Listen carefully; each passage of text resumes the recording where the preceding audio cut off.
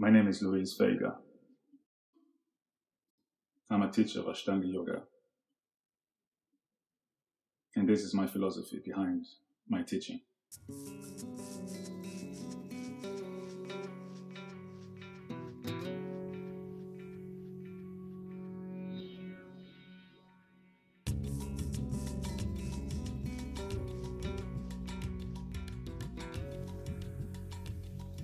The meaning of the word yoga is union. Union between our physical world and our spiritual world. Yoga was originally created as a meditation tool, something for our mind, our soul, and our body.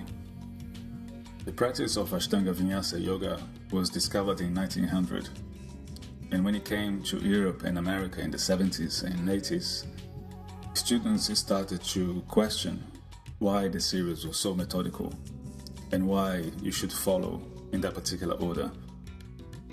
And they start changing the series. There are many reasons why students change the series. One of them is that they don't know why they shouldn't change. But more often, practitioners avoid asanas that are either too easy or too challenging, or they find the practice too repetitive. If you change the series, then it becomes something different from Ashtanga. So you have to change the name of the practice. Nowadays, there are many types of dynamic yoga which are based on Ashtanga Vinyasa Yoga. The main difference between them and Ashtanga is that there is not a memorized sequence anymore. And without this, there is no emphasis on the meditation side of the practice. It turns to asana practice. In my opinion, some of these modern dynamic styles of yoga have lost their connection to the meditation and the spiritual side of the practice by placing too much emphasis on the asana, physical part, which is just one of the 8 limbs of yoga. The biggest challenge in the practice of yoga is to be present. And if you are present, even if you do the same thing 10 times, every time should feel unique, so there is never repetition. Practicing yoga as a meditation rather than a physical exercise allows you to become present in the moment. There are a number of things which, when they are combined, will make the experience meditative. The first thing, a sequence of asanas that you can learn to memorize, so there is no concern about what posture comes next, as it will come naturally. Then a breath which connects every single movement, every single moment into their sequence in a precise kind of way. And then the drishti, which is the focus point, literally the point of your gaze. And finally bandhas, the energy locks, which should be engaged throughout the practice. When you bring all those 4 elements together, you're practicing a meditative yoga. And you'll find it takes you to a different place. Within the philosophy of yoga, there's a relation to the cycle of life, death, and rebirth. Some students and practitioners believe that yoga was created to try to get us out of that cycle of repetition, to the point that when we die, we would go to heaven or nirvana. I believe our souls evolve by experiencing different challenges in different lives, allowing us to grow spiritually. Yoga is a tool which can be used to bring clarity and a better sense of purpose and direction in this life. If you imagine the cycle of life, death, and rebirth, on the section of life on that cycle, We all go through pretty much the same process. We are all born in a particular time. We live our lives through a series of challenges and moments. And eventually, we will come to the end. But every challenge that we go through in life helps to build our character. It gives us experience in life. It gives and change directions in life. It makes us who we are. And if you look back in our past, especially the difficult moments we have been through in life, you see that there were consequences to those moments. They led to something else. So all of those turns or directions that we go through in life, they were caused by those challenges. These are all part of our path towards our destiny. So eventually, if you understand that a challenge is something that is necessary for our development as human beings, a challenge will lose its negativity, and you learn how to embrace a challenge for what it is, and you learn how to see beyond the challenge. Sometimes the outcome of a challenge is not necessarily what we want, but is exactly what we need. And time always tells. Thanks to your past, you find yourself where you are now. I believe that the practice of Ashtanga Yoga is a reflection of life. If you look at the first asana of the series, Tadasana, it represents you being born or appearing in the planet. The next few asanas after that represents the next few challenges you had in your life. As you get older, it gets more intense. And at the very end, Shavasana, which translates to the corpse pose, represents the end of life.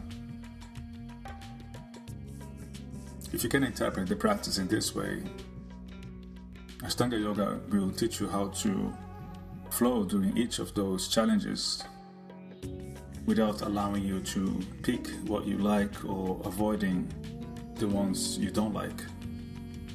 It teaches you how to be present, how to practice with intention, and how to be happy with what you can do, regardless of you losing your balance and falling, or being able to bind in a particular asana. Because Ashtanga Yoga is not about that. Ashtanga Yoga is about how you approach your practice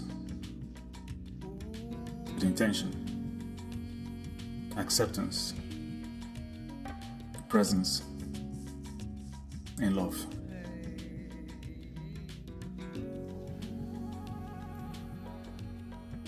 For more information about Luis's teaching schedules, including his workshops, private classes, and remote classes via Skype, please get in touch via the website luisvegayoga.com.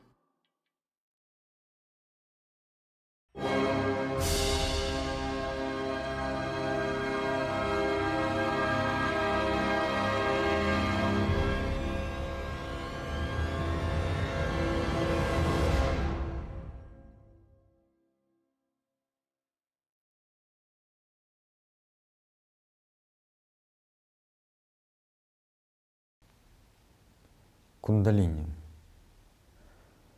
Энергия кундалини — это сама жизненная сила.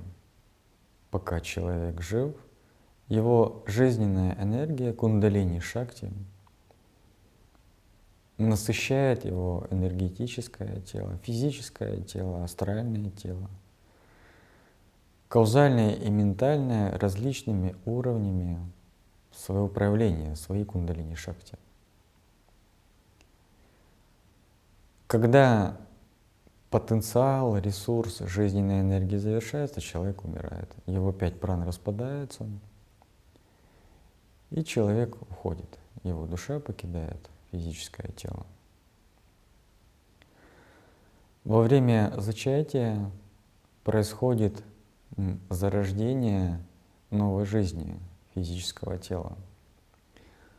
Душа, поселяясь в новое тело, в эмбрион, начинает развивать первичный потенциал энергии кундалини шакти. То есть фактически разворот кундалини энергии начинается с самого процесса зачатия, то есть с самых первых мгновений, минут, часов. И когда человек рождается, взрослеет, умирает, то кундалини шакти таким образом разворачивает весь свой потенциал в физическом теле. И после распада энергии она как бы перестает существовать для данного физического тела. Так вот, йога говорит о том, что весь этот потенциал жизненной энергии, которая нам передается во время зачатия, с самого момента зачатия нашей жизни, можно использовать для достижения духовных целей. Это значит, что можно развиваться не только в горизонтальной человеческой плоскости. Это значит, что можно эволюционировать в вертикальной плоскости. То есть ставить духовные жизненные цели, применять методы йоги, высвобождать энергию из боковых каналов, из карм, отпечатков прошлых жизней, и возвращать ее к источнику, возвращать ее в центральный канал, достигая состояния внутреннего освобождения. Кундалини-йога работает с энергией кундалини прямо. Крия-йога, шат-чакра-йога, крия-кундалини-йога также активно пробуждают мягко либо более быстро энергию. И задача кундалини-йоги, асан, пранаям, состоит в том, чтобы высвободить энергию и направить ее от нижних чакр к верхним чакрам, с тем, чтобы практикующий мог переживать высокие состояния сознания и собрать энергию в сахасрара чакре, с тем, чтобы переживать состояние инсайта, самадхи. Фактически понимание кундалини нужно только для практикующих, поскольку для обычного человека понятие кундалини не имеет какого-то практического назначения. Поэтому для того, чтобы понимать, как применить кундалини-йогу, как пробуждать энергию, куда направлять высвобожденную энергию, как запустить циркуляцию энергии, зачем это нужно. Нужно изучать основы кундалини-йоги, основы восьмиступенчатой йоги Патанджали и вообще всю философию йоги как таковой.